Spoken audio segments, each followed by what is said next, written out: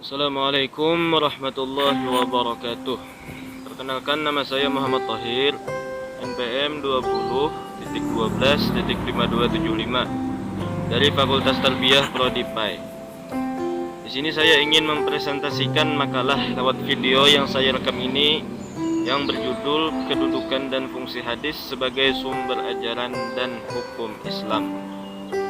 Di judul ini ada terbagi ke beberapa bagian. Pertama, kedudukan hadis dalam syariat Islam.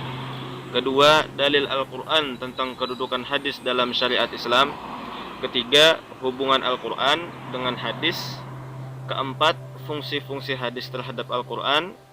Kelima, contoh fungsi hadis terhadap Al-Quran. Baiklah, di sini saya akan membahas bagian yang ketiga dari 5 bagian di atas. Langsung saja kita masuk ke pembahasannya. Jadi, pembahasan hubungan Al-Quran dengan hadis. Hubungan Al-Quran dan Al-Hadis pada kenyataannya tidak dapat membendung adanya kesucian, membendung adanya kesesuaian di antara keduanya.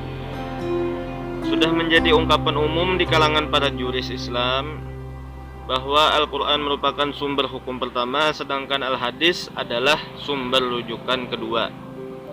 Urutan seperti ini paling tidak dibuat untuk keperluan rujukan sumber-sumber hukum dalam aktivitas istimbat. Sebelum merujuk pada sumber hukum kedua, tentunya para mujtahid merujuk terlebih dahulu pada sumber hukum pertama. Begitu pula setelah merujuk pada kedua sumber pertama ini, mereka perlu mempertimbangkan istidlal dengan memperhatikan sumber-sumber hukum lain seperti qiyas, istihsan, maslahah, mursalah, dan lain-lain. Kesimpulan pembahasan di atas, sebagai wahyu yang diturunkan dari Allah yang memuat banyak aturan secara global, Al-Quran memerlukan penjelasan Al-Hadis sebagai bentuk wahyu yang lain. Jika Al-Quran merupakan firman Tuhan, maka Al-Hadis adalah sabda Nabi yang banyak memberikan penjabaran terhadap kemujmalan Al-Quran. Hubungan simbiotik Al-Quran dan Al-Hadis tidak dapat dipasung oleh pemahaman bahwa yang tersebut kedua bersifat menurunkan dibanding yang pertama.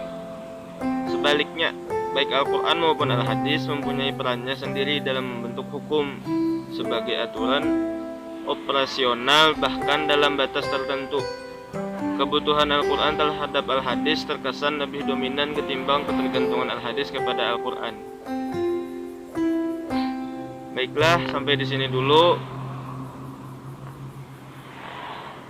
Kekurangannya mohon dimaafkan. Wassalamualaikum warahmatullahi wabarakatuh.